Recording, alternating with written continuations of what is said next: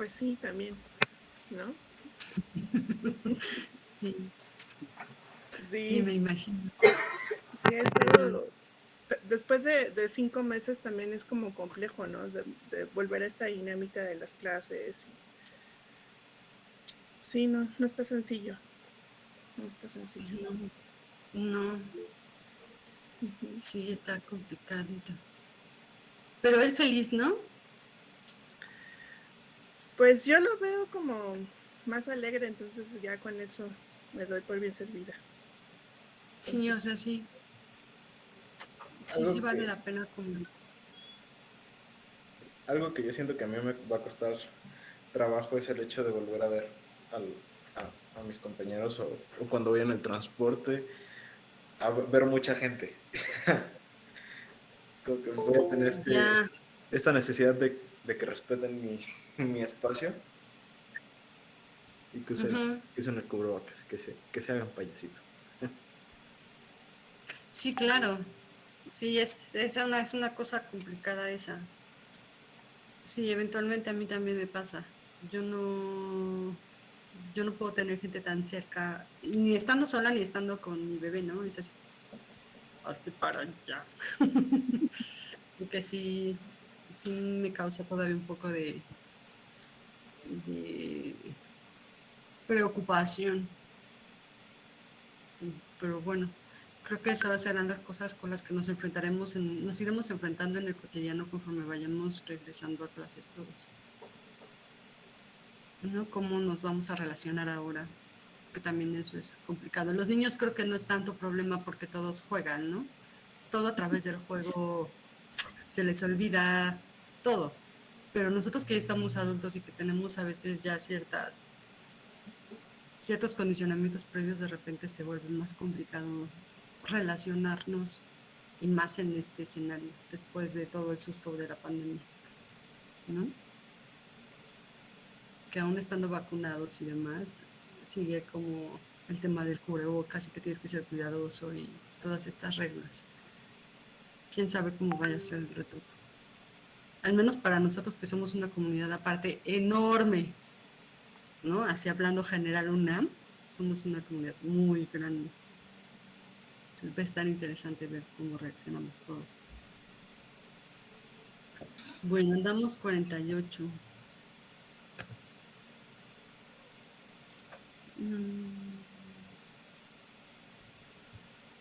Bueno, vamos como introduciendo. Lo que vamos a ver hoy es el tema de unidades ambientales. ¿Qué es lo importante de la unidad ambiental? Muchos fenómenos y muchos eventos nos gustan observarlos y analizarlos para poder dilucidar o intuir qué es la mejor alternativa que podemos hacer para diseñar un espacio o para estudiar un espacio o para comprender las diferentes relaciones que se dan en un territorio en específico. Bueno, ya hablamos, por ejemplo, de regiones, ya podríamos hablar de lo que es la región. Es decir, en una región a mí me interesa conocer cómo se relacionan los recursos naturales contra el uso de la tierra o sobre la transformación de la tierra, cómo se dan los cambios de uso de suelo. Y quiero conocer qué eventos son los que detonan, si es que hay, ¿no? Eventos que detonen esta circunstancia, o si hay patrones muy constantes que se derivan del ordenamiento territorial, de la inflación inmobiliaria, por ejemplo, o del detonar un área a través de actividades o de equipamiento. Entonces, quiero entender cómo funciona. Un esquema, bueno, una forma para tener esa aproximación y poder entenderlo en una escala espacial es la unidad territorial, es la unidad de paisaje o la unidad ambiental. Entonces, lo que vamos a revisar el día de hoy es igual, informal, es una plática, aquí nadie sabe todo, y eso es cierto. Todos podemos discutir e interrumpir cuando no nos quede claro un concepto y vamos empezando. ¿Les parece bien? Vamos a ver. Se me abre Vectorworks. Ok.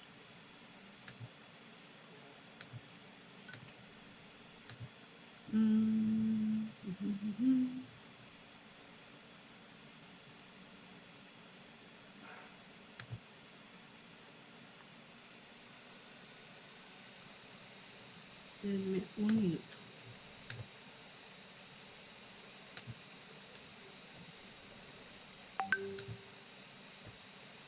Una super pregunta. ¿Ya ven mi pantalla? No, Ah, no. no. ¿No? Ok.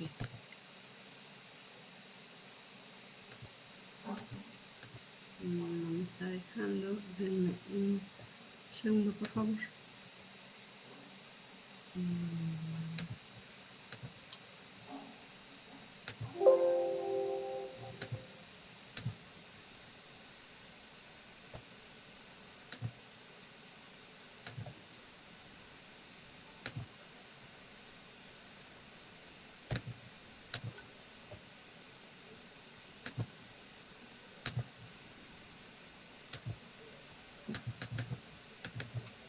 Mm.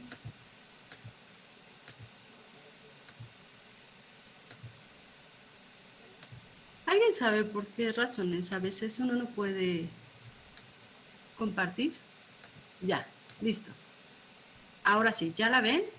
Pregunta. Sí, ahora sí ya. Y ahora sí, perfecto. Ya. Vamos a ver. Unidad de paisaje. Esta presentación, el 70% del ejercicio conceptual es una escritora geógrafa se llama Pérez Chacón. Al final le subo la bibliografía en el Meet o quien la requiera, con todo gusto se las puedo reenviar, ¿no? Ya ayer por una cuestión de prisas ya no la puse, ya no la cité, pero el artículo principal de donde se extrae esta información es de esta autora. Unidad de paisaje. Vamos a recopilar como rápido o ponernos en contexto desde el cual vamos a empezar a abordar el tema de unidades de paisaje. El paisaje, en estos términos, lo estamos viendo como un objeto concreto, como una porción del territorio real caracterizado por un sentido unitario, fruto de la compleja interacción de los elementos que lo integran y que, como toda estructura, está afectada por un componente evolutivo dinámico. Es en este sentido que representa un concepto que permite integrar conjuntamente las variables naturales y antrópicas y sobre todo la dimensión espacial de las mismas. De este enfoque se aborda el concepto de unidad de paisaje considerada como una herramienta conceptual y metodológica básica en los estudios sistémicos del paisaje. Ahora bien, enfoques metodológicos.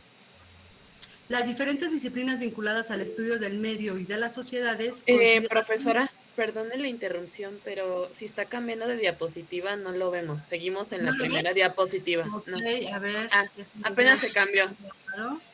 pero Ajá. no vimos la segunda. Nos quedamos en la primera y cuando usted estuvo explicando se quedó en la primera nada más. Ok, a ver, permíteme entonces, vamos a otra vez. ¿Ven de cambio? No. ¿No? Qué raro. Ok. No se ve en modo presentación. Ujú. Pero están viendo, en este momento sí ven la pantalla. ¿Sí ven la Sí, sí presentación? vemos la pantalla. A ver, intente verle con modo de presentación, tal vez sea eso. A ver, modo de presentación. ¿Sí ven la pantalla? ¿Ven que aparecen los textos o no? No, Fabiola, seguimos viendo tu pantalla como en la parte de edición del PowerPoint. No Ajá. sé si tú lo estés viendo distinto. Sí, eso es muy curioso porque yo sí veo la presentación tal cual. Ustedes no, a ver, déjame ver. O sea, estamos viendo ahorita la diapositiva 2 de paisaje, donde Ajá. hiciste la descripción. Podría ser que se vaya a compartir pantalla y escoger pues la ventana que quiere compartir o compartir Ajá. todo el escritorio y así podría ser. A ver, déjenme probar esto. ¿Ya la ven? ¿Ven algo diferente? Todavía no. ¿No? No, tal vez si deja de compartir y vuelve a compartir. Sí, a ver, hagamos eso.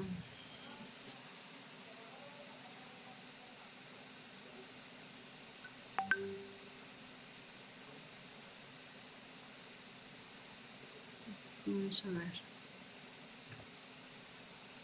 Qué chistoso.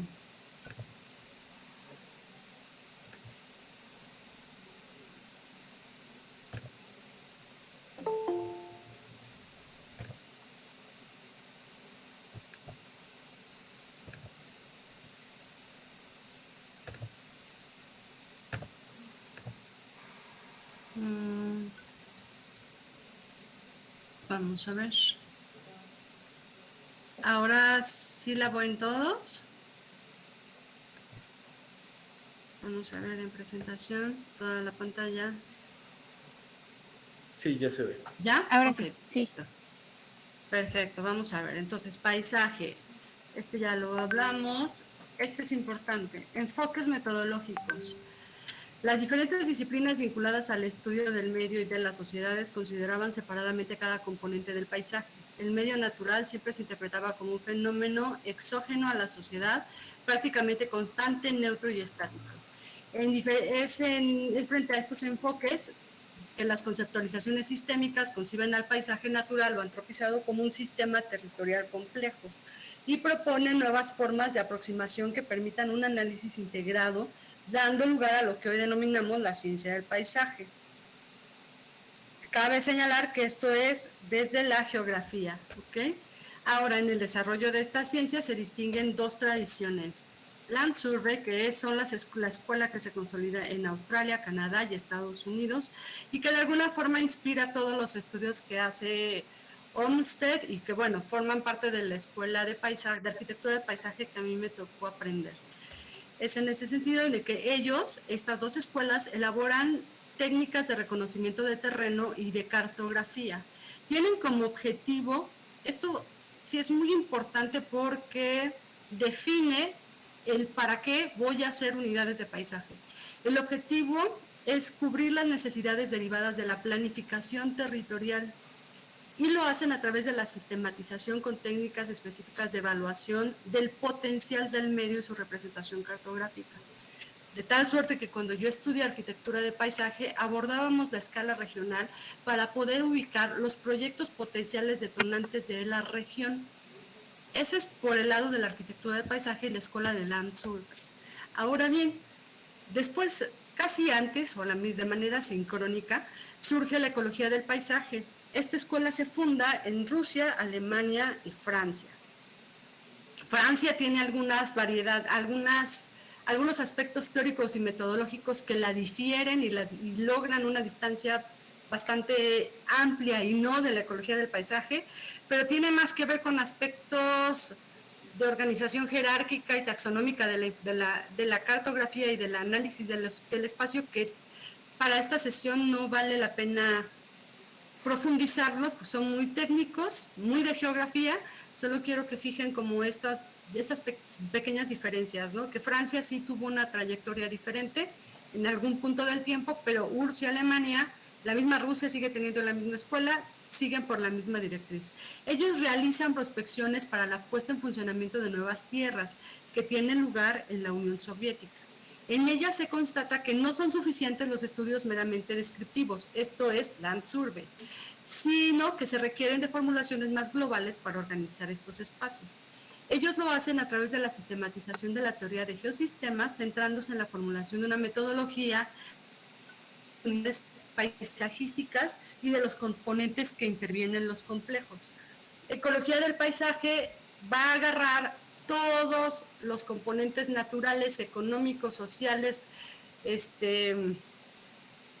y de población para crear unidades de paisaje. ¿Por qué? Porque a ellos lo que les interesa es armar matrices más complejas, más robustas, con mayor información y lograrla sistematizar para poder generar una caracterización más global, con más datos y más información técnica y estadística. Entonces sí difieren ambas en metodología. Ahora bien, en este marco, ¿qué es la unidad de paisaje? Es una herramienta conceptual y metodológica con dos formas de abordarlas. Uno, considera que el paisaje como un sistema territorial complejo vinculado a la necesidad de establecer una lectura científica del territorio, y la otra mirada es una respuesta a los desafíos operativos de la planificación territorial. El medio natural ha dejado ya de ser considerado no solo como un soporte de las actividades económicas, sino como un ente dinámico. En este sentido, la unidad de paisaje va a ser una unidad homogénea que en la tradición científica, unidad de tierra o land unit, unidad ambiental en la tradición de las escuelas anglosajonas muy vinculadas a la planificación territorial. En este sentido, en ambas, aunque las dos difieren de objetivos aplicados metodológicamente y para la aproximación de cómo voy a sistematizar tanta información que me permite conocer o tener una aproximación hacia una región o un paisaje específico, en ambos casos las unidades de paisaje deben de tener la capacidad de calificar al territorio, de identificar su estructura y funcionamiento, detectar entre los elementos naturales y antropogénicos aquellos cuyas interacciones configuran una partícula morfológica del paisaje, expresión última de su estructura interna. También debe de contar con la capacidad de clasificación expresada como definición de una taxonomía que permita afrontar e identificar dentro de un escenario homogéneo las diferentes pautas de un territorio cuya dimensión espacial final se define al margen de criterios geográficos, casi siempre por razones operativas y de intervención. Esto último, estos dos conceptos, quédenselos como ahorita en la mente, porque más adelante vamos a ver ejemplos. Es una herramienta conceptual que sirve para leer, comprender y explicar un territorio que adquiere tal condición como resultado de una interacción casi siempre operativa, que al expresar su interés afecta de alguna manera la forma en la cual debe ser leído, comprendido y explicado. Está relacionado con la escala de análisis, se expresa a través de la finura de las variables objeto de consideración. Su límite está en la naturaleza sistémica del paisaje, que obliga a identificar el concepto de unidad de paisaje como expresión morfológica homogénea de un sistema cuya comprensión pasa a través de las relaciones estructurales que se establecen entre los subsistemas que lo conforman. Ahora bien, representa la proyección del ecosistema en el espacio, a través de ella se puede expresar espacialmente las relaciones, las interacciones que organizan los paisajes y establecer un sistema de referencia que facilita su estudio desde concepciones integradas. Se trata de unidades espaciales que a una escala dada tienen un funcionamiento común, resultado de las interacciones entre los diferentes factores que componen el espacio geográfico. Es una herramienta básica de integración de información territorial y una trama de referencia espacial para analizar los componentes, la organización y el funcionamiento de paisajes. Ahora bien, la primera aproximación se realiza utilizando la fisonomía del paisaje como indicador externo esencial de las estructuras profundas que lo caracterizan. Así, se comienza delimitando áreas que presentan las características morfológicas similares a una escala dada y que en cada una de ellas se procede a la realización del siguiente análisis. Se identifican los elementos de cada unidad de paisaje, se definen sus rasgos esenciales, su distribución espacial. Los elementos del paisaje pueden analizarse individualmente o agrupados en subsistemas, atendiendo a su diferenciación entre subsistema biótico, abiótico, biótico y el antrópico. Dentro de este esquema, el clima se incorpora a veces como un elemento del subsistema biótico, pero en otras ocasiones se considera más una energía sustentadora del paisaje que un elemento en sentido estricto. En el contexto de la secuencia metodológica completa, esta etapa representa la más próxima al método analítico, pero a diferencia de las concepciones cartesianas que se limitan a tratar separadamente cada elemento del paisaje, rocas, vegetación, suelo, poblamiento, etc., en el caso de las concepciones sistémicas, este aspecto retoma otro significado al insertarse en una estructura metodológica más amplia. Una vez identificados los elementos, se procede al análisis de la estructura del paisaje, centrándose en el análisis de interrelaciones que se producen entre los elementos. Y para ello, se determinan cuáles son los elementos más dominantes, cómo se están interrelacionando en términos de niveles de organización y cómo los estás jerarquizando, qué elemento o elementos son los que realmente te están estructurando el conjunto de la región. Y finalmente determinamos el grado de significación de cada elemento o grupo de elementos. Se pondera su contribución en el funcionamiento de esta unidad de paisaje y la superficie que ocupa. Por ejemplo, un canal de riego tiene una superficie lineal que en términos cuantitativos puede ser muy pequeña o muy reducida, pero puede ser un elemento fundamental en la organización de determinados paisajes agrícolas.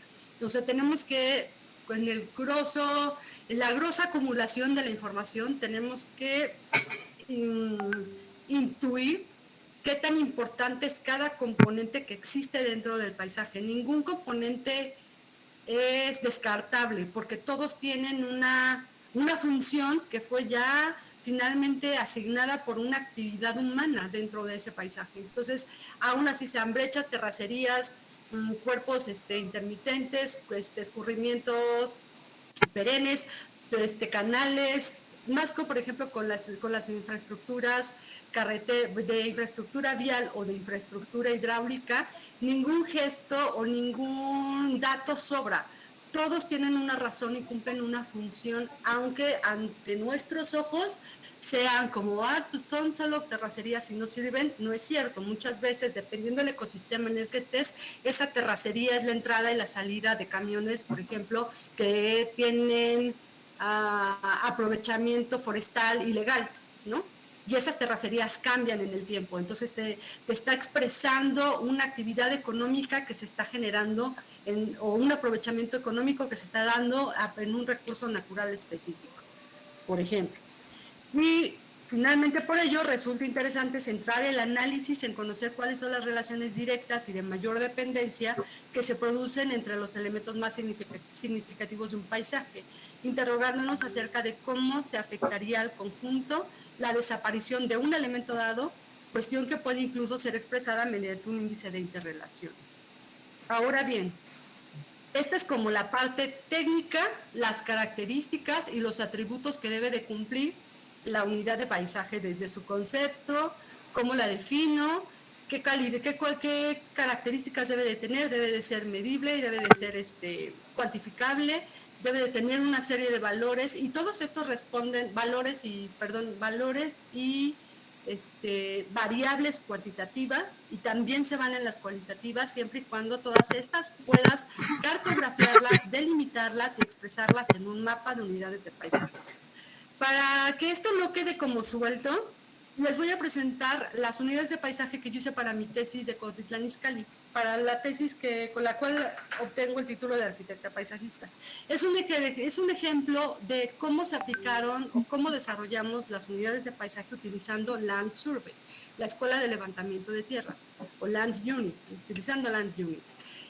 ¿Y por qué es importante? Porque justo el objetivo de estas unidades de paisaje estaban ajustadas a una premisa inmediata, ¿no? Que es la planeación primero que es la planeación y segundo la planeación a partir de un eje, que es recuperar todos los cuerpos de agua y todas las corrientes perennes que existen en el municipio, y dos, con todas las áreas residuales que se quedaron producto de la urbanización y que se siguen generando al día de hoy, conformar un sistema de áreas verdes. Entonces, con esos dos objetivos que son la premisa de la tesis, desarrollamos todas las unidades de paisaje. Esos dos objetivos son objeto de planeación. Entonces, a priori, nosotros empezamos a hacer un descarte de la información, o bien a encontrar información y agregarla a nuestras unidades de paisaje para poder tener un diagnóstico, un análisis y un diagnóstico robusto que nos permitiera encontrar los proyectos detonantes de la región. Vamos a ver, unidades de paisaje, sistema del municipio Cuautitlán Izcalli. La primera fase, ya saben todos, es el análisis. Para hacer el análisis, primero generamos el plano base con todos los elementos y componentes que hay dentro de la región. En el caso, para delimitar esta región, utilizamos el límite municipal, pero en algunas áreas, si se dan cuenta, al sur exactamente, ampliamos la poligonal, la abrimos un poco para poder tener los límites del parteaguas de este cuerpo que alimenta a la presa del ángulo. Poder considerar estos escurrimientos intermitentes que eventualmente por la altitud inundan esta zona. Entonces ya saben, todos tenemos en estas escalas, tenemos que tener todos los cuerpos de agua, que eran el tema de discusión, todas las áreas verdes, así como la traza urbana y todos aquellos elementos fijos que forman parte de, que podemos encontrar también ya definidos en una carta topográfica. Ahora bien, para poder organizar estos volúmenes de información, yo utilicé la teoría de sistemas y utilizo el compartimento y los apartados que la misma teoría te pide para que organices jerárquicamente la información. Primero, un compendio de medio ambiente físico, donde se van a caracterizar los elementos naturales, el medio artificial con todas las formaciones urbanas, y por último el medio social, agrupando población, cultura y economía. Ahora bien, para el medio ambiente físico, utilizamos generamos los planos de altimetría dividiéndolo en tres zonas a partir de la cota 2400 a 2300, nos fuimos con que esas partes eran montaña, después delimitamos un área de ladera y por último un área de planicie. Esto se deriva o se intuye por los usos de suelo. En la parte de la planicie se establecen principalmente zonas industriales y mucho de lo que caracteriza el uso de zonas industriales son pendientes menores al 4 o 5% y la conectividad al agua, ¿no? Entonces ellos van a siempre preferir establecerse en zonas de fácil accesibilidad y en este caso, como es un corredor de escala regional, porque atraviesa el corredor México-Querétaro, México-Laredo, México-El Bajío, es una conectividad regional a escala nacional. Este corredor también ya es muy antiguo, cuando uno va manejando por esas áreas te das cuenta que es todo el corredor industrial de Cuautitlán Izcalli y que goza de esas cualidades. De tal suerte que también trabajamos y caracterizamos la geología, el clima, las pendientes como los grandes eventos o elementos del paisaje que sus procesos de transformación son más lentos con relación a otros componentes del paisaje, ¿no? Es decir, cuando uno habla de la geología y de la altimetría, por ejemplo, bueno, que aunque la altimetría ya la definía uno, la geología, sus procesos de cambio son miles de años, ¿no? No así con la vegetación. Por eso es que la geología siempre se utiliza principalmente como base, porque para que cambie tiene que transcurrir su dinámica de cambio es muy larga. No así con la vegetación, por ejemplo, no así con la edafología y no así hoy día hasta con las pendientes, ¿no? Las pendientes también pueden cambiar con el uso de tecnología y remoción de tierras. Y también utilizamos la hidrología subterránea para poder comprender los coeficientes de absorción, de cuánto podemos absorber, o sea, la capacidad de absorción de la región en general.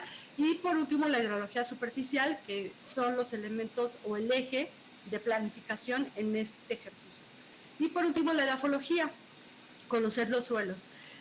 Esto fue el compendio de análisis ambiental que decidimos en su momento trabajar con los componentes más estáticos con relación, bueno, con una dinámica de devolución distinta a otros componentes que son más vulnerables o más vulnerables de transformación como la vegetación, por ejemplo, o el mismo uso de suelo. Después trabajamos el medio artificial. Aquí este es un mapa reducido, es un mapa que contiene todas las otras cartografías que se realizaron. Primero se estudió el uso de suelo y se calcularon todas las superficies que ocupaban, siendo el industrial y el del habitacional el que prepondera ya hoy día en Cuautitlán Izcalli. También se revisaron en el caso del habitacional, si era un nivel, 2 niveles, 3 niveles, porque esto modifica la imagen urbana, ¿no? Consolida y forma imágenes urbanas diferentes dentro de las unidades de paisaje. Se revisó también la tenencia de la tierra para conocer qué realmente podemos planear al margen de que el único, por decirlo así, el único dueño de la tierra no es lo mismo planear cuando el único administrador de la tierra es el Estado a cuando hay propiedad privada, ¿no? Entonces eso también da otra dimensión a la planificación, te hace tener en cuenta otros agentes y otros factores antes de tomar decisiones de diseño. También mapeamos todo el equipamiento urbano que existe, realizamos la jerarquía y la organización de la estructura y la red vial, que son principalmente carreteras, calles colectoras, y todo lo que son calles locales y brechas y terracerías también. Y por último, se hizo un análisis de la accesibilidad con relación al río Cuautitlán, porque el río Cuautitlán es el eje central que divide al municipio. Entonces, este eje se convierte en términos conceptuales como la columna vertebral junto con la laguna, el lago Guadalupe, para estructurar todo el sistema de áreas verdes. Y teniendo como objetivo principal dentro de la tesis este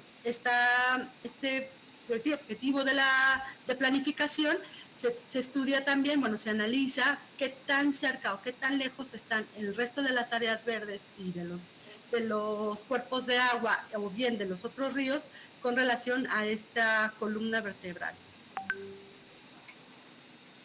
Bien, y al margen de eso, siendo las áreas verdes lo más importante también a rescatar, hicimos un análisis del tipo, la clasificación de las áreas verdes, el tipo de áreas que había, que en este caso pues son tanto áreas verdes naturales que se encuentran principalmente por el Valle Guadalupe y que persisten o existen gracias a la pendiente que hay, el área verde agrícola, que también es bastante amplia y que está muy cercana a los ríos, al río Cuautitlán y a las zonas donde los asentamientos urbanos son relativamente más dispersos. Bueno, por estos clústeres de alguna manera tienen estas áreas agrícolas que se entremeten. Luego también están los parques públicos urbanos, que sí son parte del equipamiento. También también mapeamos todos los lotes baldíos y por último todos los lotes baldíos continuos al río Cuautitlán. Y que más que lotes baldíos, pues son el derecho de vía forman parte del derecho de vía y que algunos están como invadidos, y mantenemos los usos de suelo como habitacional mixto y como industrial, siendo igual, ¿no?, los que se consolidan del otro lado de la carretera México-Querétaro. También como parte de estas áreas verdes se clasifican, se cuantifican y se describen. Entonces hicimos la descripción de su altitud, en qué altitud estaban, cuántas hectáreas ocupan, el ecosistema al que se corresponden, el porcentaje de estratos que vimos que hay en esos espacios, el estado del suelo y si hay erosión y el contexto urbano en el cual están en los cuales están las condiciones urbanas en las cuales están estos espacios contenidos. También se hizo la revisión de, como ya lo expresamos, el tema del río Cuautitlán es el eje que estructura todo el resto del sistema. Entonces empezamos a trabajar, a analizar todas estas áreas verdes, a cuánta distancia están con relación al río Cuautitlán, en función también de su ubicación. Esto para poder empezar a definir los niveles de accesibilidad, ¿no? Primero, el tipo de área verde que sería, la dimensión determinado en función de la superficie que tienen, el radio de influencia y de servicio que van a ofrecer a sus espacios, bueno, en su contexto inmediato, el tiempo de recorrido que se haría desde el tiempo de recorrido al que tiene que estar este espacio. Es decir, si yo salgo de mi casa para llegar a mi parque de manzana en teoría no debe de medir más de 100 metros cuadrados, debe de estar a no más de 200 metros yo caminando, mi tiempo de recorrido debe de ser no mayor a 6 minutos, puedo trasladarme a pie o en bicicleta, va a ofrecer un nivel de servicio tal vez de barrio o de colonia, diríamos aquí, y su ubicación va a estar dentro de la zona urbana, ¿no? Y así esta guía nos ayuda en principio como a empezar a clarificar y a también jerarquizar nuestras áreas verdes existentes dentro del municipio y también lo cartografiamos, ¿no? Para poder tener la noción y poder explicar a los lectores cómo hacemos que esta información que yo ya tengo en matrices, que yo ya tengo en ubicaciones, este mapa empieza ya a explicarte algo más allá que solo la existencia. Te empiezo a explicar a priori cómo las pienso conectar entre sí. Y también revisamos e hicimos el levantamiento de la tipomorfología urbana en función del emplazamiento en el cual se encuentra cada una de estas colonias, ¿no? De tal suerte que hacemos esta matriz para poder sensibilizarnos en el tema de la diferencia del paisaje. Primero, el perfil. ¿Qué perfil urbano es el que tienen alrededor mis áreas verdes? ¿Cuáles son las alturas de las edificaciones? ¿Cuáles son los elementos que vinculan un espacio u otro? Por ejemplo, esta área es de las zonas agrícolas, se corresponde a estas partes. Entonces sí voy a tener todavía pendiente, pero entre ellos de repente aparecen las parcelas, ¿no? ¿Cuáles son las fachadas? ¿Cuáles son las disposiciones de los lotes, los cuales no ocupan todo todo el lote en sí mismo masificado, sino que dejan espacios permeables dentro de sus casas, y esta es como la secuencia urbana que se lee, y al final el análisis, ¿no? De qué es lo que estamos encontrando en áreas de en estas pequeñas áreas de transición entre una área habitacional y la otra. Finalmente trabajamos en medio social, y solamente abordé lo que fueron los antecedentes históricos de Cuautitlán Izcalli, porque ese municipio es de muy reciente formación, no tiene registro de asentamientos prehispánicos como sí lo tiene Tepoztlán, como lo tiene Cuautitlán o como lo tiene Tultitlán, ¿no? Este municipio se consolida o se forma a partir de robarle o de apropiarse de tierras de Tepoztlán, de Nicolás de Romero, de Cuautitlán y de Tultitlán, y se forma este nuevo clúster que tenía como objetivo antes de 1985 operar como una ciudad dormitorio, que la gente llegara a dormir, viviera su cotidiano ahí, pero que todos los días saliera de Cuautitlán Izcalli y se trasladara al Distrito Federal, y con ello poder descargar toda esta población, mandarla a otro lugar y que solo llegara de manera flotante a realizar su actividad económica y regresar en las noches a su casa. Pues tal cual así funciona el día de hoy. Fue un ejercicio de planificación urbana muy amplio, que le ganó el tiempo, bueno, sí, los equipos de planificación de Cuautitlán Izcalli trabajaron muchísimo en la conceptualización y en su planificación. Sin embargo, llega el temblor de 1985, a personas, se construyen unidades habitacionales súper rápidos, solo se conservan 2 de sus 3 circuitos, que era cómo iban a funcionar. Estaba planificado que funcionaran en sus parques centrales, y empieza a crecer exponencialmente para poder satisfacer la necesidad de nueva vivienda, y todo lo que se había planificado, pues muy poco se conserva. Entonces, teniendo eso como premisa, regresamos como al tema de tenemos que planificar sus áreas verdes y los residuales, porque ya va a llegar un momento en que toda la parte agrícola se la va a comer, y la parte natural también, ¿no? Y creo que la parte natural hoy día también decreció gracias a esta idea de seguir desarrollando vivienda. Después también trabajamos con población. La población únicamente yo la revisé en términos de usuarios potenciales. Revisé la población total para poder comprender si realmente el sistema de áreas verdes tenía la capacidad de poder absorber y descargar la actividad recreativa. La población de hombres y mujeres, para poder entender también la complejidad que da el hecho de que la mayoría de los hombres son los que salen principalmente quizá a trabajar afuera, pero las mujeres probablemente en menor cantidad. Entonces también tenemos que cubrir como esa parte de satisfacer las necesidades de seguridad que también se tienen que dar en proyectos de esta escala. Y por último, los grupos de edad, ¿no? Poder entender quiénes serían los usuarios más importantes también de estos espacios, y en función de ellos poder generar a largo plazo programas arquitectónicos paisajísticos diversificados para cada área. Y por último, la economía, las actividades económicas y los sectores productivos. Cabe señalar que cuando yo trabajé esta tesis no utilizaba SIG, entonces mucho de esta parte del contexto social se quedó meramente en descripciones, pero que no por eso los pasas por alto, porque al final tienes que generar una política pública para cada uno de los sectores que definiste en tu análisis, ¿no? O sea, no es como información que se queda en el olvido, sino que la tienes que jalar cuando trabajas las políticas públicas, y las tienes que jalar cuando vas a trabajar a diseño. Finalmente, el diagnóstico que engloba todos estos 3 sectores son las unidades. Primero, las unidades ambientales. Como nuestro propósito es rehabilitar y rescatar y mitigar toda la degradación que tiene o que tenía en su momento los cuerpos de agua, el río Cuautitlán, el río Tepoztlán, que está aquí, el río San Pablo, y el eje emisor poniente, que es un eje que también divide las zonas industriales.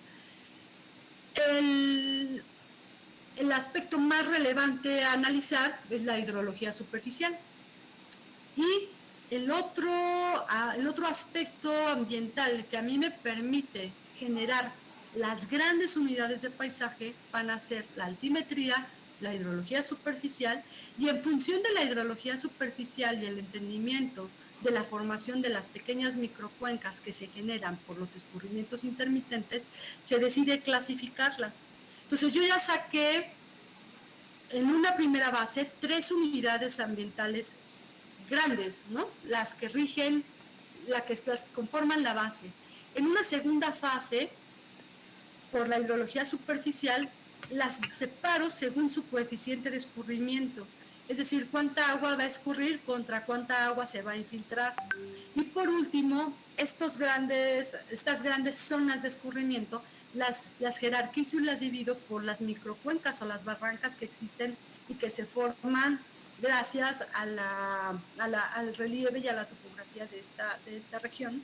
Y por último, lo que quiero entender es ya cómo a partir de este rango altimétrico que defino como montaña, que se divide según la hidrología por 2 grandes unidades de escurrimiento, cómo estas se ven impactadas con el uso de suelo. Con el uso de suelo. ¿Qué usos de suelo tienen hoy? Es decir, a estas unidades, ¿qué funciones se les han asignado?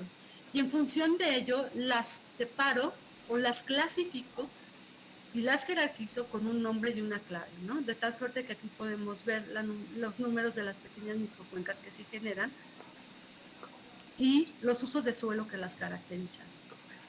Esta base la voy a seguir jalando hasta completar mi diagnóstico. Como es importante, esto es lo que sucede en una fotografía estática, sin meterle dinámica, con mis elementos naturales.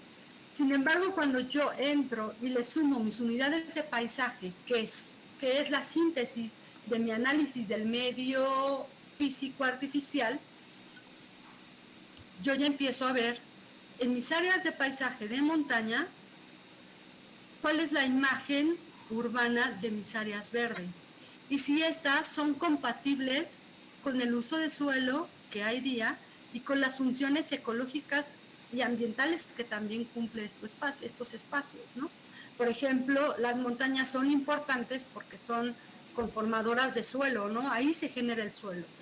En las montañas los suelos van a ser muy someros y comúnmente son litosoles. Entonces esos litosoles, cuando llueve, por la fricción de la lluvia y del aire, las partículas se desprenden. Entonces estas partículas son arrastradas por las zonas de alta fricción, que son las laderas, y cuando estas llegan hasta las planicies, depositan todos los nuevos nutrientes conformando.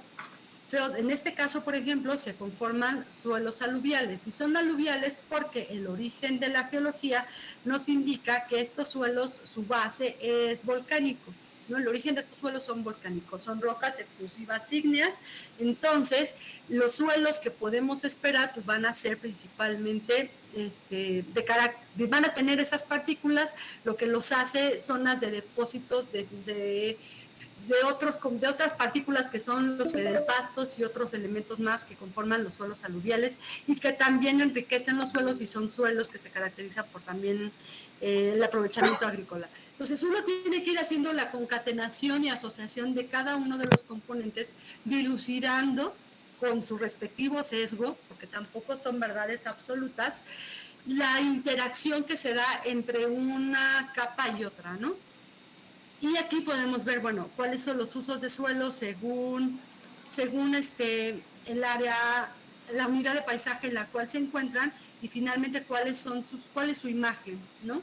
Y también aquí empezamos ya a dilucidar cuáles son los hitos naturales y también empezamos a definir cómo los vamos a conectar entre ellos, porque ese es el objetivo principal de este ejercicio.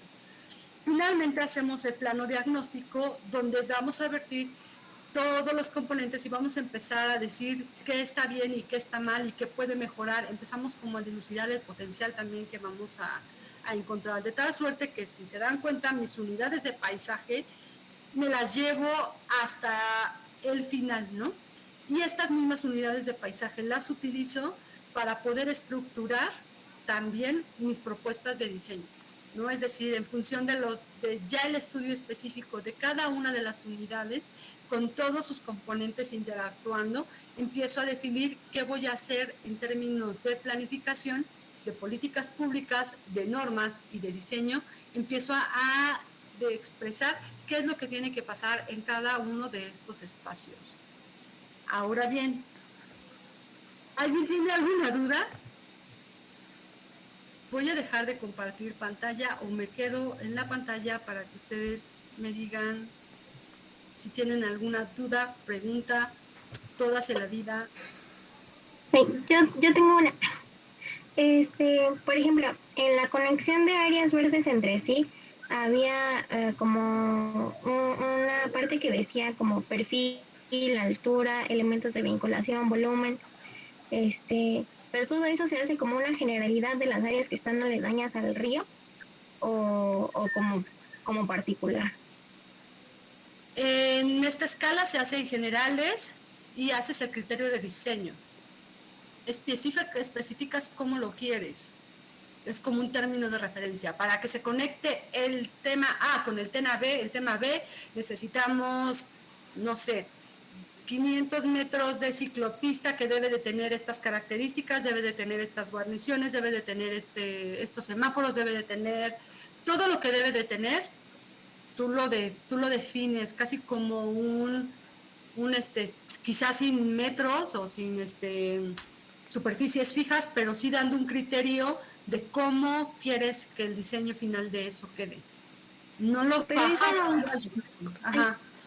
Pero eso no despreciaría como la caracterización que ya se le dio a cada una de estas áreas.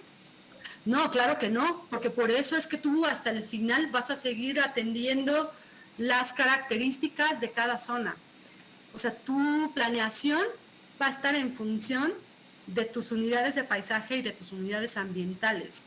Las características que debe de tener, por ejemplo, pensemos que hay características generales que vas a atender para todos los casos. Y eso es cómo quieres que sea la ciclopista, ¿no? La ciclopista va a ser genérica, va a tener quizá los mismos materiales y los mismos componentes en su aspecto físico, ¿no? Todos van a tener concreto, señalética igual, mobiliario igual, porque quieres que toda la gente se mueva invento 1000 kilómetros con el mismo lenguaje y la misma señalética, que sepa que está dentro de la ciclopista, porque eso lo define ese espacio. Pero, por ejemplo, ¿qué es lo que hace diferente toda la vegetación o amortiguamiento que la contiene? Dices, en montaña, por las condiciones de altimetría, de temperatura, de clima, de precipitación, yo quiero que en la parte de arriba, la ciclopista, por ejemplo, tome otra forma. ¿Cómo la va a tomar? Pues necesito que esté elevada. ¿Por qué? Porque no quiero interrumpir, por ejemplo, los flujos de agua, ¿no? Ahí va a tener ya otra forma. Y luego dices, en montaña la ciclopista debe de tener unos buffers por lo menos de 4 metros a cada lado. Y la vegetación de montaña, la que ya caractericé en mis módulos de plantación, ahí quiero, por ejemplo, pues quiero encinos, quiero ciertos arbustos, ahorita ya no recuerdo la vegetación total, ¿no? En estas partes, pero en la misma montaña también tengo bosque xerófilo. Entonces también en esa parte donde tengo xerófilo, quiero que metas amortiguamiento con, ¿qué te diré? A ver, rápido, con pirul, se me ocurre ahorita, ¿no? No hay pirul, bueno, sí hay pirul en el módulo de plantación porque es lo que más resiste y es la vegetación que existe, pero también quiero otros arbustos que son del matorral, que son característicos del matorral y que sí que sé que sí encuentro, y para caracterizar las laderas norte quiero encinos y pinos y pirul y prunus, ¿no? Que sí hay crataegus y otra asociación vegetal. Entonces, aunque hay un elemento que todos mantienen igual, con un lenguaje similar, que es la ciclopista, cuando yo estoy en cada unidad de paisaje, te voy a hacer sentir diferente. Y eso fue lo que llegamos a conclusión con esta tesis. Cuando tú ya llegas a las zonas agrícolas, yo lo que quiero ver son los bosques de galería. Entonces empiezo a ver otro tipo de vegetación diferente, ¿no? Sí quiero ver los grandes campos agrícolas, porque es algo a lo que ya no estoy habituada yo viviendo en la Ciudad de México, a encontrármelos en el cotidiano. Pero si yo voy en una ciclopista, sí quiero ver los campos de maíz, quiero ver los campos de alfalfa, quiero ver los campos de frijol, el campo de chile, y voy a atravesar por la ciclopista la ciclopista que está contigua al río Cuautitlán, por ejemplo, o al río Tepoztlán. Y cuando esté en la zona urbana, en la zona industrial, es tal el impacto que yo ya no puedo bajar vegetación ni agrícola ni vegetación de montaña, pero lo que sí encuentro en esa zona adaptada es mucha vegetación introducida.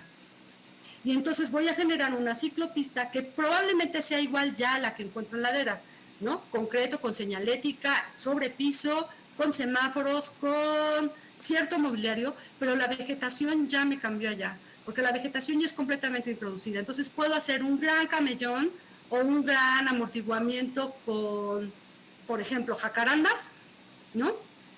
Y meter mobiliario más pesado porque las zonas en esos espacios, las actividades son diferentes, entonces debo de tener un mobiliario un poco más resistente.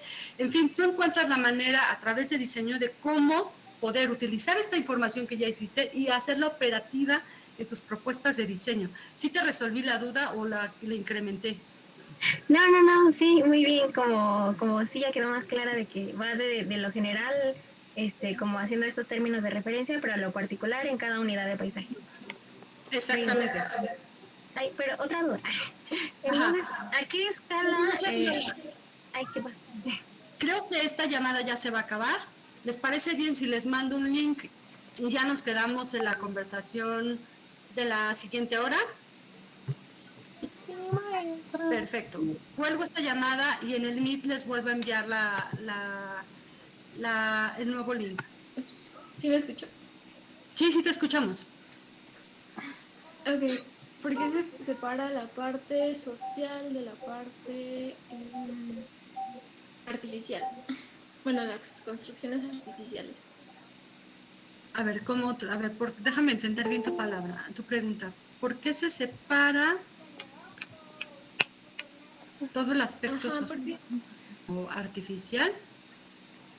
Ajá. O sea, ¿por qué se genera esperación? Ajá.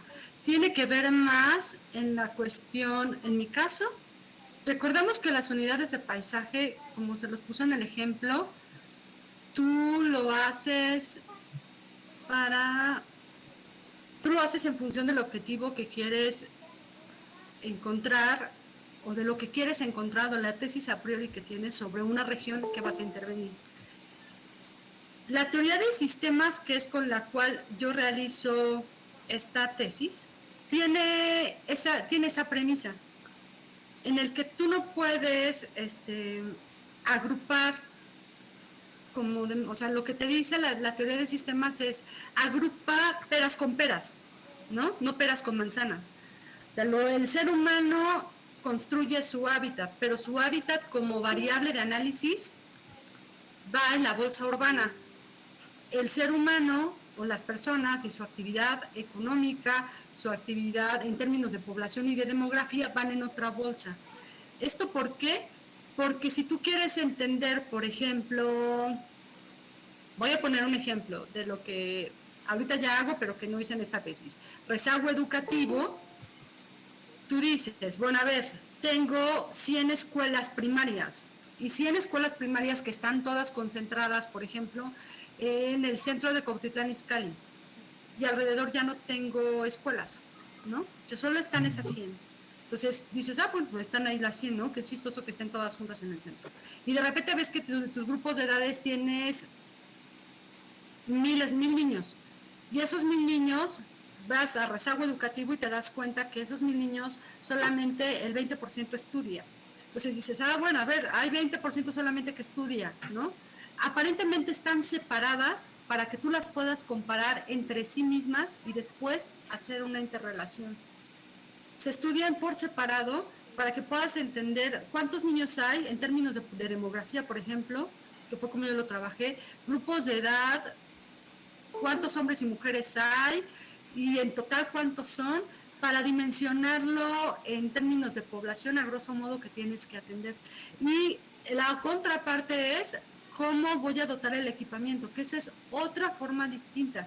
Ellos está bien que construyen el hábitat y lo forman y lo configuran y quizá no son ellos, ¿no? Son otras fuerzas transformadoras las que ocurren modificando y moldeando el paisaje. Por ejemplo, en Cuautitlán Izcalli fue tanta la demanda de mover y desplazar a gente de la Ciudad de México que se quedó sin casa, o sea, fue tal el impacto de la pérdida de vivienda que el ejército empezó a construir en Cuautitlán Izcalli, ¿no? Ya no fue un usuario, fue el ejército construyendo, por ejemplo, todo Infonavit Norte. Y entonces, ¿qué pasa? Que ahí ya las personas ni siquiera tuvieron decisión o injerencia ¿no?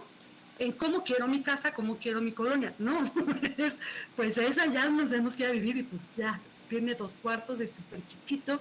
Y pues esas son las nuevas condiciones y las nuevas realidades. Pero eso lo entiendes cuando observas la historia, sin duda eso fue lo que pasó, fue la trayectoria con Cuautitlán Izcalli. Esta es la forma que tiene hoy, pero los agentes que construyeron y que moldearon Cuautitlán Izcalli fueron otros muy distintos a la propia gente, en algunos casos. Hay otros casos donde no, donde la gente fue la que moldeó, ¿no? Y ahí, por ejemplo, puedes ver, por eso la importancia de hacer la tipología urbana, porque lo que sucede en las regiones agrícolas son muy diferentes las casas a la zona de Infonavit Norte, ¿no? Y cuando te vas a la montaña, las casas que hay en la zona de montaña son diferentes a las agrícolas y diferentes a las ¿cómo se llama? A las que están en Infonavit, y te das cuenta que lo que tiene que ver mucho en esa disposición, pues también es el dinero. Entonces ahí empiezas a ver cuáles son las actividades económicas, ¿no? Y cuánta gente trabaja y cuánto no trabaja. Al final todo se junta, pero cuando tú haces el análisis, debes de estructurarlo. Si tienes todas las piezas sueltas, difícilmente puedes hacer correlación. Lo que te permite hacer estas separaciones es agrupar información de la misma naturaleza. Y ya cuando vas a hacer el diagnóstico es cuando empiezas tú a interpretar y a unir, empiezas como a contarte la historia. Pues es que aquí seguro hay más dinero, aquí quieren otro tipo de usuarios y la gente es distinta, y quizá la zona de montaña tiene más que ver con Nicolás Romero que con Cuautitlán Izcalli, y que eso es lo que pasa también, ¿no? Si piensas que fueron tierras que fueron apropiadas de otros territorios, pues tienen una influencia de los territorios colindantes más que de la propia historia de Cuautitlán Izcalli. ¿Sí te respondí tu pregunta, Ronit? O perdón. No, sí, súper bien. Gracias. Ahora, espérenme que la maestra Dani no puede entrar. ¿Alguien tiene otra duda, chicos? Este es el momento, porque vamos a entrar después otra vez a temas de ¿cómo se llama? Más teóricos, pero sí quisiera que si hay dudas sobre esto, ¿cuál es la hipótesis? porque justo es la siguiente fase de esta clase nos tiene que llevar. Denme un segundo para mandarle a Dani la liga.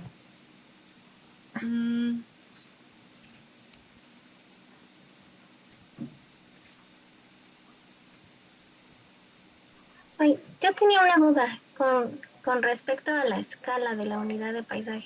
Sí. En los planos que nos mostró, la unidad de paisaje se considera como todo el perímetro, o la delimitación municipal, como con estos agentes del paraguas, o qué se denomina la unidad. A ver, primero, todos aquí hemos tenido experiencia delimitando regiones, ¿no? O poligonales. ¿Sí? Ok. Los criterios que utilizamos para definir una poligonal siempre está en función del objetivo, ¿no? Por ejemplo, para mí era importante Cuautitlán Izcalli y todo lo que cayera dentro de Cuautitlán Izcalli. Por eso me quedé con el límite municipal. Y solo para atender el ingreso de agua en la presa del ángulo, decidí modificar esa poligonal. Regresamos igual a la clase de la sesión anterior, donde las regiones, vimos que hay muchas, pero también nosotros podemos definir nuestras propias regiones en función de nuestros objetivos de estudio, ¿no? Por ejemplo, habrá gente que trabaja, por ejemplo, el eje carretero de Cuautitlán Izcalli, este gran eje de industria, y si ustedes lo abren, revisan otras bibliografías, toda la zona agrícola y que yo denomino como de montaña, la gente que hace estudios de impacto de carreteras o de flujos económicos ni siquiera se mete a la zona agrícola ni a la zona urbana. Delimita solamente la zona de montaña, solamente delimita la zona urbana y hasta una parte del río Cuautitlán, y lo demás lo ignora, porque su única zona de análisis es el impacto que tiene el eje carretero nacional de México-Laredo en el corredor industrial, ¿no? Habrá gente que diga, no, a mí no me interesa conocer únicamente las áreas urbanas de Cuautitlán Izcalli y sus áreas verdes, entonces delimito mi territorio a ese espacio. Ustedes, a partir de los objetivos que quieran instrumentar dentro de sus proyectos, es que van a definir qué tipo de regiones y cómo las van a delimitar. Si lo quieres hacer por cuenca, ya está bien, lo haces por cuenca. Pero si tienes otro estudio, tú misma puedes hacer tus poligonales de estudio o tus regiones como te acomodes según tus objetivos. Este tema es muy flexible, ¿no? Es muy flexible, las unidades ambientales también son muy flexibles, y esa flexibilidad justo es lo que hace a que mucha gente también diga, es que tiene un gran sesgo porque está muy definido según mi preferencia. Y sí, no pasa nada, siempre y cuando tú puedas, este instrumento, porque es eso al final del día, te permita a ti llegar a tu objetivo de diseño, pues dice, sí, absorbo mi sesgo y no tengo ningún problema en ello, ¿no? Lo podemos discutir con otras personas. A ver, Jennifer, ¿por qué no te quedó claro? Solo hay cosas que debes de cumplir así de a rajatabla, pero ¿cómo las defines? Esa lo haces en función de tus objetivos. A ver, pero dime tu duda. Es que entiendo que las unidades de paisaje las definimos nosotros a partir del objetivo, ¿no? Por ejemplo, sí, pero no las inventas como desde cero, ¿no? Si te das cuenta, yo te dije, para mis unidades ambientales, que son mi base, yo revisé geología, trabajé altimetría, trabajé pendientes, trabajé clima, trabajé edafología, hidrología subterránea, hidrología superficial. Esa selección sí es a mi elección, ¿no? Yo elegí trabajar esas, pero porque mi objetivo es claro, quiero recuperar todos los cuerpos de agua y las escorrentías perennes e intermitentes de Cuautitlán Izcalli. Ajá. Sí. Pues para entenderlo necesito estas 7, aunque para construir mis unidades solo utilicé 2. Pero yo para tener el cuento completo necesito esas 7. Que son las que menos cambian en el tiempo, son las menos dinámicas. O sea, esas 7 fueron las unidades de paisaje. No, esas 7 fueron las que yo revisé para construir mi análisis de paisaje. Para mis unidades ambientales solo utilicé 3. Utilicé altimetría, que me permitía conformar grandes unidades de paisaje, una de montaña, una de ladera, una de planicie, determinadas por eso también. Revisé la vegetación, ¿no? Y no la pongo porque no la cartografié, pero sí la vegetación también fue un indicador asociado con clima y asociado con relieve y asociado con altimetría que me permitió encontrar diferentes grandes zonas, ¿no? Por ejemplo, en la zona de montaña no tengo agricultura. Bueno, la tengo en una sola ladera y es ladera sur, ¿no? O sea, le da el sol. El resto de la zona no tiene, el resto de las áreas de montaña no tienen agricultura. Pero abajo, en la zona de ladera, es la actividad que más suelo permeable me permite tener, ¿no? Y en la zona industrial, pues ya la agricultura ni existe. Entonces, esos cambios tan pequeños del uso de suelo también me dicen que el uso de suelo es importante. Y por eso me quedo trabajando de todos los mapas que revisé, para mi objetivo, que es recuperar las áreas verdes y los cuerpos de agua, y con eso armar una red de áreas verdes, un sistema de áreas verdes, solo me sirven para construir mis unidades, la altimetría, la hidrología superficial y el uso de suelo. Y la hidrología superficial todavía la desmenucé más al generar las microcuencas, entender qué pasaba en cada segmento de cada microcuenca que constituye el territorio de Cuautitlán Izcalli o el municipio de Cuautitlán Izcalli, y llevarlo a una escala todavía más fina que la cartografía de INEGI no me está dando, y volverle a cruzar con uso de suelo y ver en esas barrancas pequeñas qué es lo que está sucediendo, si hay algo diferente. No voy a priori a definir qué hay, ¿no? Solo sé que tengo mi objetivo y que ese objetivo me permite a mí ir afinando e ir bajando de escala para ir encontrando las diferencias entre cada una. Y de ahí que les enseñé esta matriz. Vamos a regresar a la matriz. Una cosa es todos los insumos que tú utilizas para realizar tus unidades, para realizar tu análisis, pero tienes que ser como sí observadora en el sentido de qué es lo que estás interrelacionando para construir tus unidades de paisaje, ¿no? ¿Sí vemos la pantalla? Sí. Sí.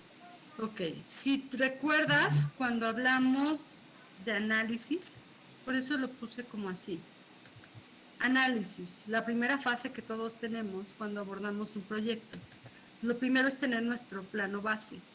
Por ejemplo, este plano base, en un principio, esta extensión no la tenía. Esa extensión surgió 6 meses después de haber empezado, de haber concluido el análisis ambiental. Evidentemente, esto es un ejercicio de tesis, ¿no? Es una locura querer sacar a una cosa así en un semestre. Realmente no pasa. Estas unidades ambientales sufrieron en el proceso muchas modificaciones y me tardé casi 6, 7 meses en redefinirlas para que todo me hiciera sentido, ¿no? Sí, fue un ejercicio muy loco. Entonces, decimos que para empezar el análisis, vamos a generar 3 cajas como de agrupación de información. Una que vamos a llamar medio ambiente físico, otro que vamos a llamar medio artificial y otro que vamos a llamar medio social. Y estos grandes compartimentos, en su interior, todavía se hacen más pequeñitos, ¿no? Contenedores más pequeñitos de información. En este caso, todos los elementos naturales. En este caso, todas las formaciones humanas. Y eso va a cambiar en función del contexto en el que te encuentres. Por ejemplo, si vamos a una zona rural, probablemente ni siquiera tengas que llegar a la tipología urbana que yo trabajé, ¿no? Quizás solamente tienes que llegar a entender cómo es la imagen urbana y aprenderla en varios elementos, y quizá el análisis y la aproximación tiene que ser diferente. Esto del medio artificial está muy en función de la zona, en la región en la cual te encuentres, ¿no? Y el medio social pues va a tener datos de población, en el caso pueden ser totalmente de demografía para poderlo caracterizar. Los aspectos culturales, el mismo medio social, Ronnie, tú lo puedes ponderar, ¿no? También es eso. Por ejemplo, si estás en una región cultural con una historia y unos antecedentes culturales súper fuertes, por ejemplo, como la región maya o las regiones de Oaxaca o las regiones de Chihuahua con los yaquis, o sea, en fin, dependiendo del lugar en el que tú estés trabajando, la ponderación que tú le das a cada variable o el peso que tú le das es muy importante, ¿no? Y es lo que te va a definir tus unidades ambientales. Por eso hablábamos también en región, ¿no? Tú quieres trabajar, por ejemplo, Oaxaca, tú dices, yo puedo trabajar con las regiones administrativas. Bueno, ¿y qué vas a trabajar? Pues el impacto de su cultura en el paisaje. Bueno, estás hablando de que estás tomando la poligonal menos correcta, ¿no? Tendrías que tomar quizá las poligonales de las regiones culturales, que quizá difieran de las administrativas, ¿no?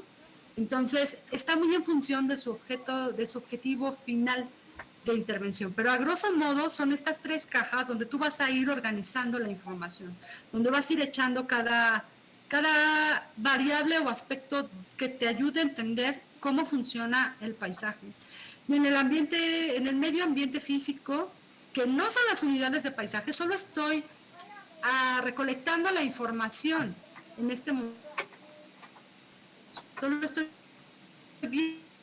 viendo qué hay y cómo está constituido un paisaje o una región. Entonces, yo elijo en el medio ambiente utilizar aspectos más, o sea, que sus cambios son más largos en el tiempo, ¿no? La geología no se forma en 2 años, ¿no? Los suelos no se forman en 2 años, la hidrología subterránea tampoco se forma en 2 años, entonces son elementos con relación a mi escala temporal de Fabiola Vargas mucho más largos y de toda la humanidad, ¿no? Se llevan millones de años, entonces sus procesos de cambio.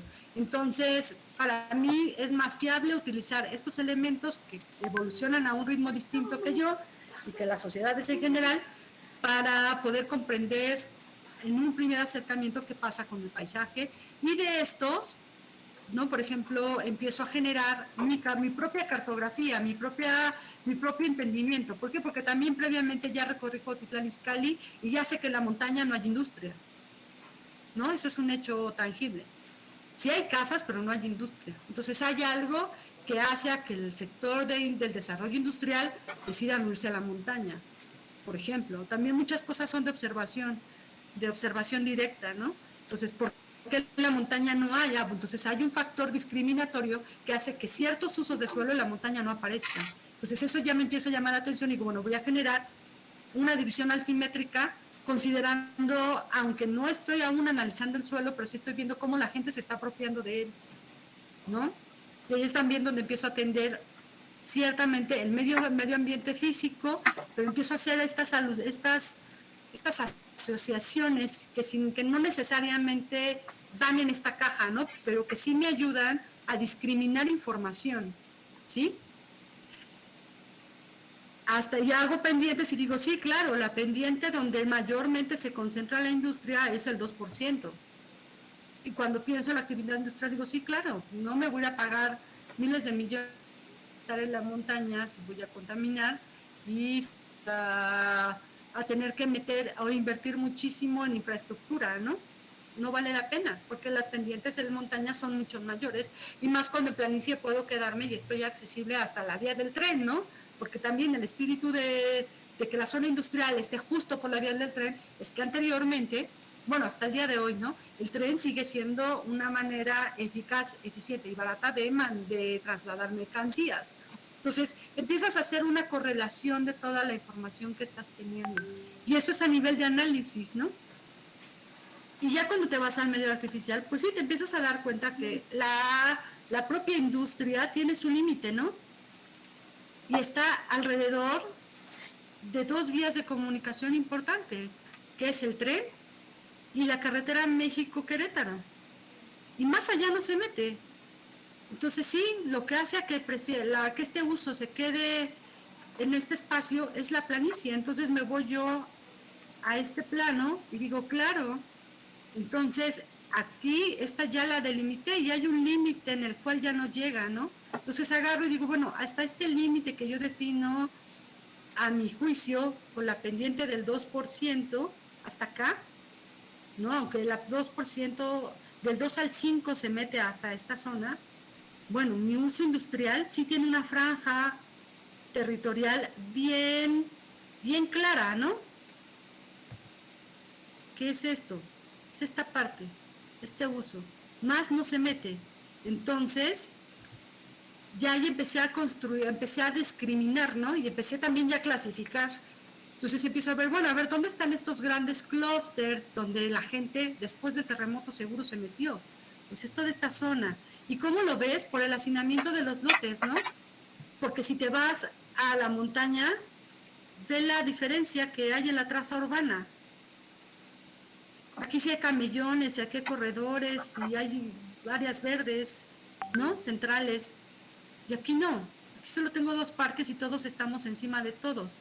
Entonces también estos patrones de análisis urbano te ayudan, dices, sí, claro, tiene sentido entonces que yo haga una diferenciación o que me apegue a trabajar en términos altimétricos y que sea mi base para todo, porque lo estoy viendo expresado en el territorio en forma, ¿no? En una tipología urbana y en una forma de desarrollo urbano.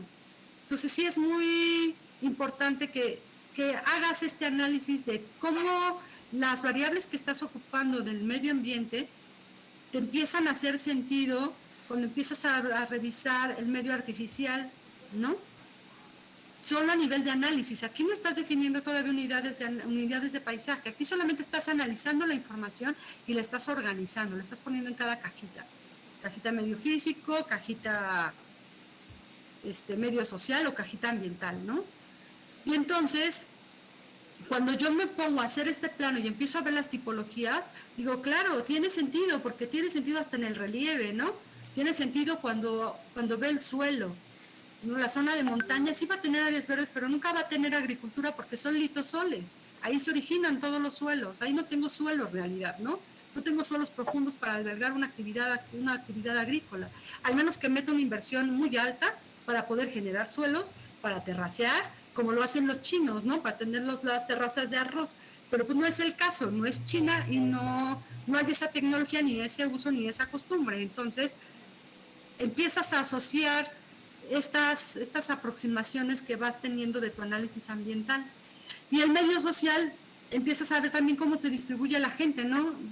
Una de las tareas que haré es ver si esto realmente cierra con la distribución ya de la población, que ahora sí puedo trabajar con GIS, y que antes no había podido hacer porque no usaba el programa, ¿no? Ni tenía todos estos como conocimientos previos.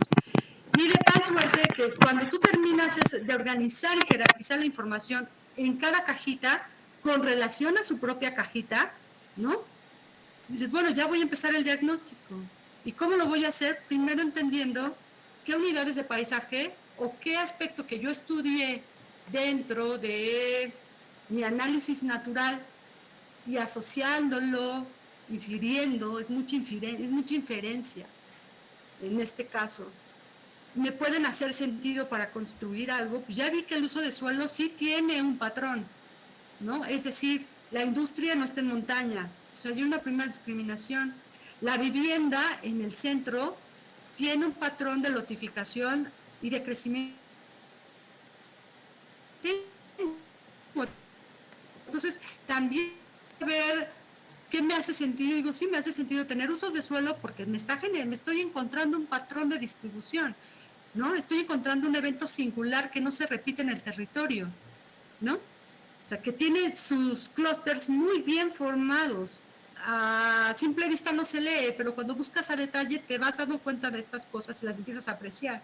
Entonces, sí, el irme con altimetría tiene sentido cuando yo veo que las zonas urbanas tienen un comportamiento de distribución distinto en la montaña, distinto en la ladera y distinto en la planicie. Y lo que hay de habitacional en la planicie tiene más que ver con la ladera, sin duda, porque la planicie, y por eso es tan fuerte aquí, ¿no? El uso de suelo, si te das cuenta, hace este corte. Y hace este corte porque no le interesa este espacio, porque no está vinculado. Aquí no hay zona industrial, pero si te vas más para allá, te vas a dar cuenta que está Cuautitlán y Tultitlán, y que esta franja que comparten a nivel regional son los corredores industriales. Entonces, esta zona tiene más que ver con Cuautitlán y con Tultitlán, y esta zona tiene más que ver con Nicolás de Romero y con Tepoztlán. Y eso también te está hablando de la historia del lugar, ¿no? Que todas estas tierras les fueron explotadas a sus municipios anteriores y que hasta el día de hoy siguen manteniendo sus relaciones no al interior con Cuautitlán Izcalli, sino al exterior con el resto de las comunidades que le contienen. Sí te di ya como más luz, Jenny, pero no. No, sí, ya me quedó como un poquito más. Sí, ya. Y al principio lo que te presenté fue toda la información que recopilamos en una fase de análisis. En regional, lo que ya buscas en tu fase de diagnóstico son justo tus unidades ambientales, son aquellas herramientas que te permitan generar grandes áreas con cualidades similares. Ajá. Buscamos que dentro de la unidad de paisaje, los componentes en esta escuela de anglosajona, pues el ANSUR, queremos encontrar cuáles son los eventos singulares que nos permiten generar una unidad y que en contraste con las otras son diferentes, ¿no? Que puedas contrastar con los espacios contiguos o el resto de las unidades de paisaje. Ay, espero haber sido más clara. Sí, ya un poco, ya me quedó más claro, la verdad. Sí, la unidad ambiental y la unidad de paisaje. La unidad ambiental tú la confeccionas para poder tenerla para que te ayude a organizar el resto de la información y el resto de análisis del diagnóstico. ¿no? Eso es lo bonito de trabajar con unidades ambientales, que te permite entender primero qué es lo que está sucediendo natural o qué es lo que había naturalmente en este espacio, que no necesariamente tiene que ser vigente, ¿no? Y qué es lo que le está cayendo encima, cómo las formaciones urbanas están modificando, conservando todo este espacio, ¿no? O cómo lo están transformando en su vida cotidiana. Y de ahí, cómo es el reflejo de lo que tiene. O sea, el análisis ya urbano te permite ver en qué condiciones está cómo están siendo usados estos espacios y estos recursos. Y después caracterizas a los usuarios de esas unidades, ¿no? Dices, mira, estos están sucediendo de esta manera, ocupan este espacio de esta forma, y ya después estás como generando estos clústeres, ¿no? Chiquitos, donde dices, bueno, aquí el uso de suelo es esto, pero también pasa esto, ¿no? A la gente realmente no le interesa tener muchos parques más allá de los que tiene, porque todos son lotes baldíos, ¿no? Y todos estos lotes baldíos no es que los usuarios los generen, los generó la propia forma en la cual fue constituido Cuautitlán Izcalli y cómo fue atendido el sismo del 85, ¿no? Aquí en la formulación de este territorio poco tiene que ver muchas veces los propios usuarios, ¿no? Que era lo que le comentaba yo a Ronnie. ¿Alguna duda más con relación a esto?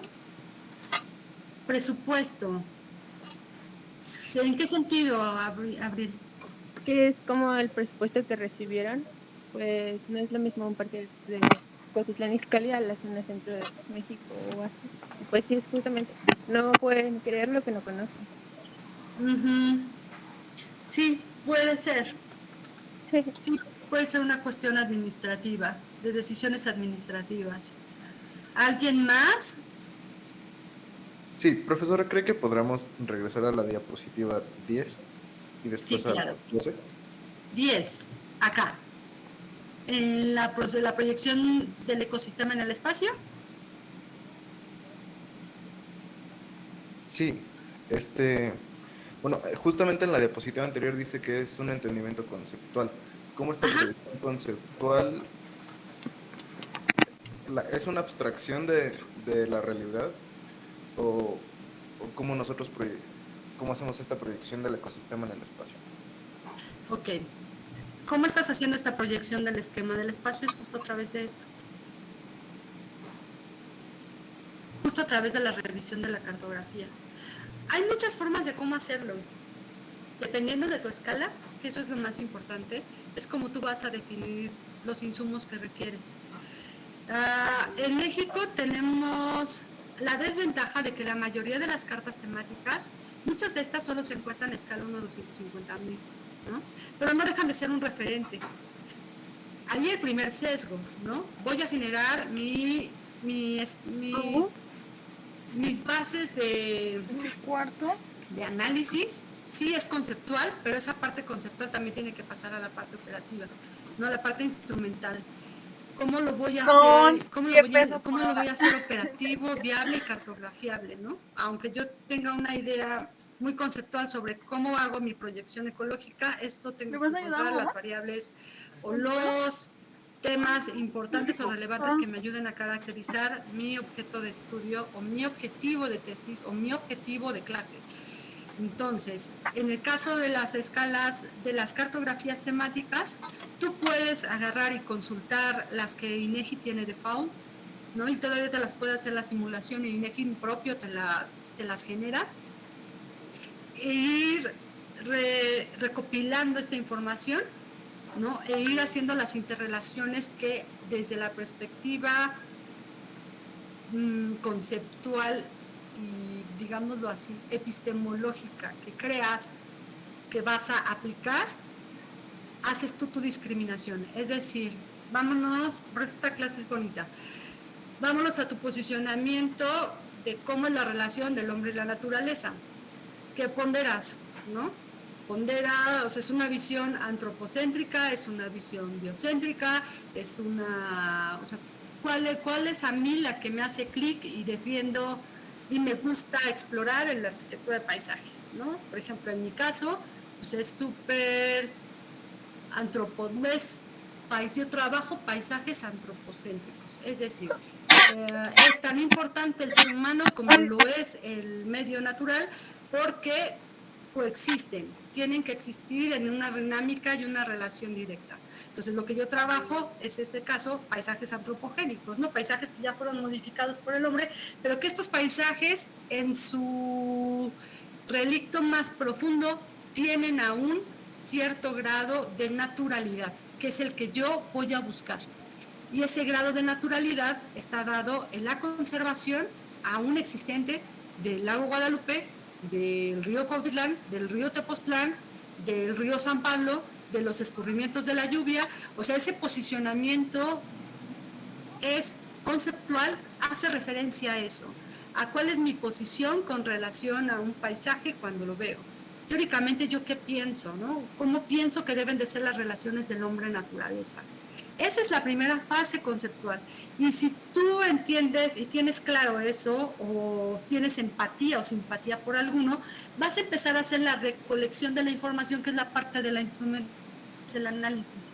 ¿Sí respondí tu pregunta? Sí. Para no extenderme más, o sea, quiero ser como muy, no quiero como echarte mucho rollo. Sí, sí, justamente Como- tenía esa duda de, ok, lo pensamos, pero cómo planteamos esta proyección, ¿no? Y es a través de este mapeo, ¿no? Sí. De la información. Sí, exacto. O sea, por ejemplo, este grupo tiene una preferencia contundente para trabajar paisajes culturales. Bueno, asimilar el paisaje como un objeto producto de la cultura, ¿no? Es como a grosso modo. Y hay como sus vertientes de social, cultural o socioambiental, pero tiene una gran carga humana. Entonces, en este entender es el que moldea el paisaje, el que lo conforma, lo construye, es el ser humano. Entonces, mi acercamiento operativo ya para la recolección de información va a tener ese sesgo, no está mal, porque mi objetivo es demostrar que el paisaje es cultural. Entonces, yo voy a agarrar toda la información que refuerce ese concepto. Quizá voy a sentarme a discutir con los propios investigadores y teóricos que trabajan estos temas. Voy a ver cuáles son los temas que ellos están discutiendo con relación a afrontar el paisaje desde esa manera, ¿no? Y cómo ellos lo han hecho operativo, es decir, qué variables cartografiables, que eso es súper importante. Todo dato tiene que ser cartografiable y hasta lo más increíble puede ser cartografiable, solo hay que encontrar el método para expresarlo, categorizarlo y clasificarlo, ¿no? Como les enseñé en la clase pasada, los mapas de aromas de Ámsterdam, o sea, todo es cartografiable. Y en ese sentido es que vamos bajando los mapas y la cartografía para poder hacer finalmente nuestras unidades de paisaje, nuestras unidades ambientales que se transformarán en nuestras unidades de paisaje, y que con esos dos match podemos hacer nuestros diagnósticos y de ahí derivar la política pública o las políticas de diseño y de manejo del espacio que requiere cada una de estas zonas. ¿Si estamos como más claros o más enredados? Sí, sí, está mucho más claro, gracias. ¿Sí? Y tenía otra duda en la diapositiva 12. Creo que- Ajá. Dime. Ah, creo que era en la 13. 13, veamos. Ujú.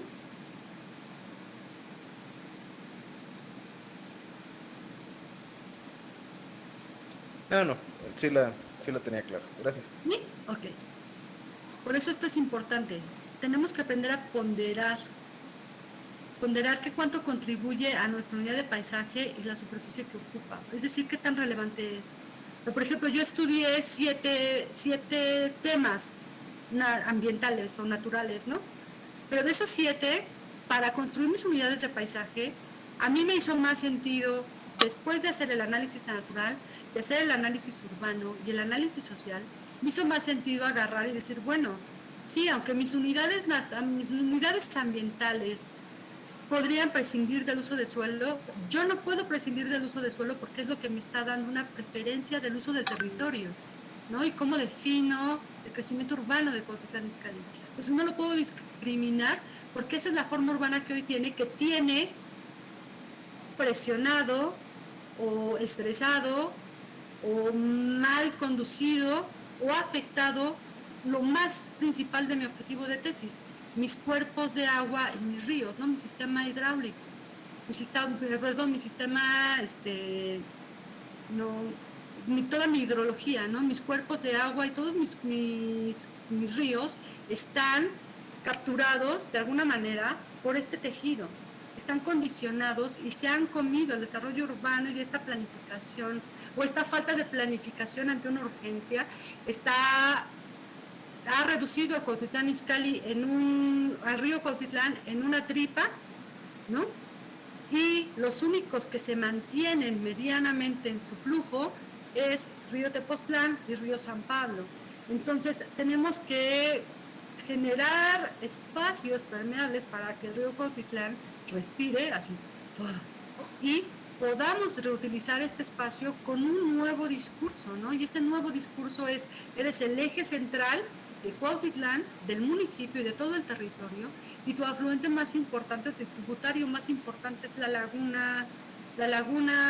lago Guadalupe, el cual también tiene una grave y un complejo grado de contaminantes, ¿no? Que también atraviesan por río Cuautitlán y que desembocan uniéndose juntos al Tepoztlán, y que en muchas ocasiones todos esos contaminantes terminan en un sistema mayor, ¿no?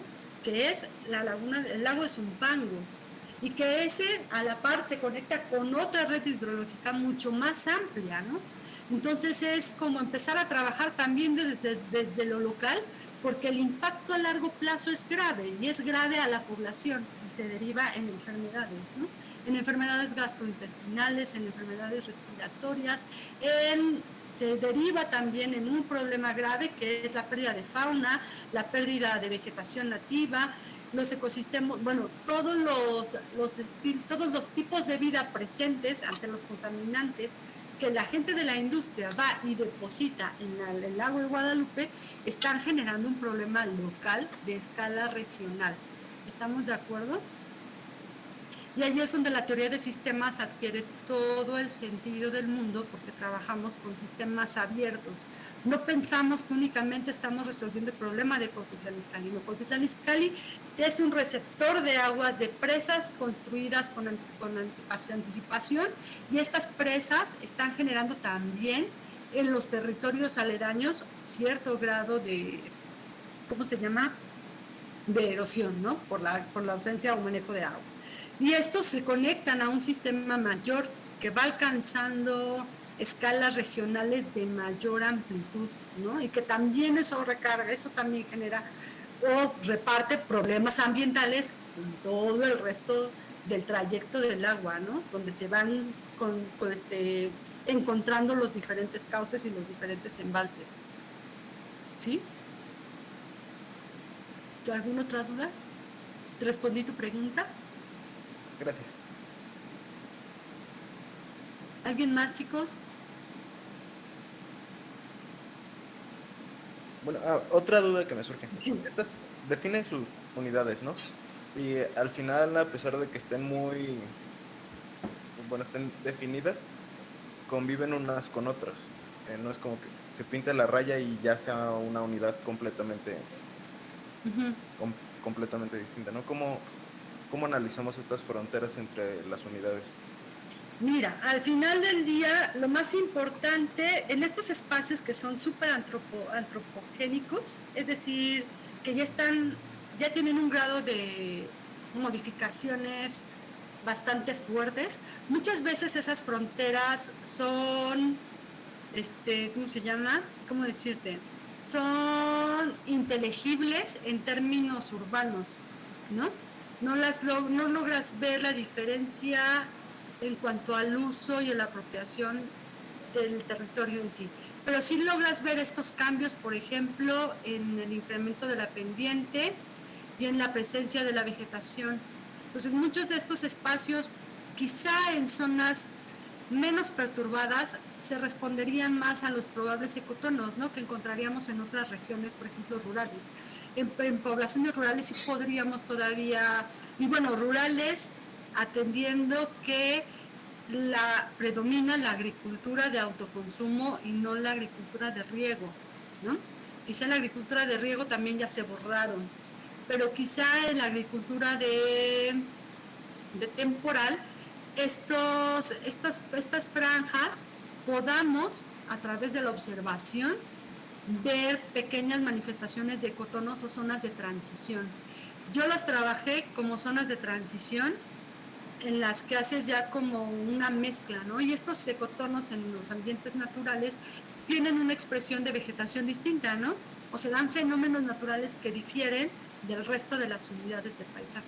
Entonces las fronteras puedes trabajarlas como eso, como zonas de transición, ¿no? Donde probablemente aquí con un poco más de visión pude haberlas trabajado no en la división tal cual como lo hice, que lo bajé en diseño así tal cual, sino haber trabajado pequeños matices, ¿no? Otro tipo de diseño para trabajar esos ecotonos. Pero bueno, ya en esta tesis me aventé 2 años y ya lo que quería era acabar, la verdad. Ya Sí, no armar más políticas.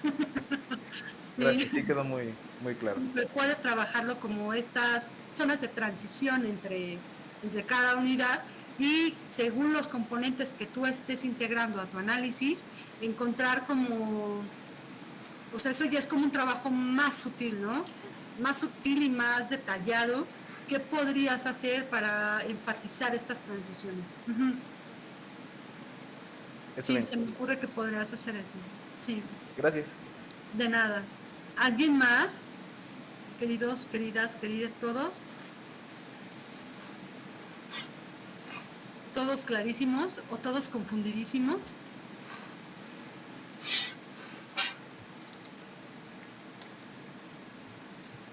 Bueno. No, todavía que bastante claro. ¿Sí? Qué gusto. Entonces, chicos, si no hay más dudas,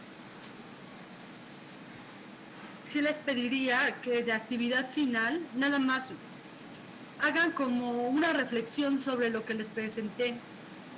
O sea, de lo que pudieron comprender o de lo que no comprendieron. Sí me gustaría leerlos, en el sentido de, ahorita sí ya vamos a acabar la clase, pero conforme pasen los días, de repente si se acuerdan, es que creo que no me quedó claro esto, o no me quedó claro aquello, o cómo entendí esto. Sí quisiera tener como su feedback en una reflexión breve de una cuartilla, de dudas, preguntas, que quizá ahorita no están cachando, pero que probablemente en el transcurso de los días puedan aparecer.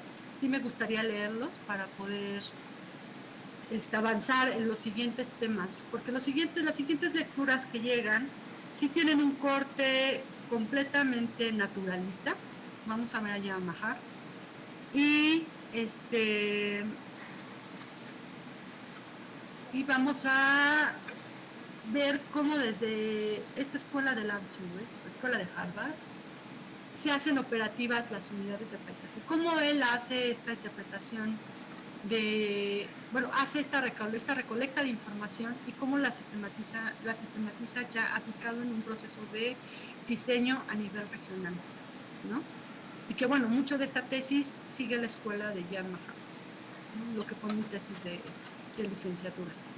Y sería lo único que les pediría, que me lo mandaran un par de días antes si les es posible, para que yo lo pueda leer y no el día de la clase, sino un día antes, para que yo pueda leerlas, revisarlas y tener como una conversación de unos 15, 20 minutos antes de entrar con la primera de lectura de Jan Mahar. ¿Les parece?